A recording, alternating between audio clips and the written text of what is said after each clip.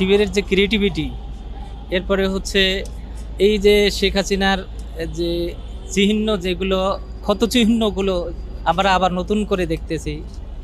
এরপরে এই যে গণভবন, এই যে মেট্রো রেলের যে দৃশ্যগুলো অসাধারণ মনে হচ্ছে। মানুষের মানে আইডিয়ার ভিতরেই ছিল না যে এটা আসলে এভাবেই করা যায়। তবে আমি মনে করি ইসলামী ছাত্র শিবির বাংলাদেশকে নতুন স্বপ্ন দেখাবে, এটাই আমার বিশ্বাস। পার্থক্য বলতে ইসলামী ছাত্র শিবিরের আসলে তাদেরকে একটা গাইডলাইন আছে, তারা একটা নির্দিষ্ট একটা রুল এবং রেগুলেশনের ভিতরে বড় হয়। আর শিবিরের ছেলেবেলেগুলো একে অপরের প্রতি যে সম্মান এবং আন্তরিকতা দিয়ে কথা বলে, ছোট হোক বড় হোক ভাই বলেই কথা বলে।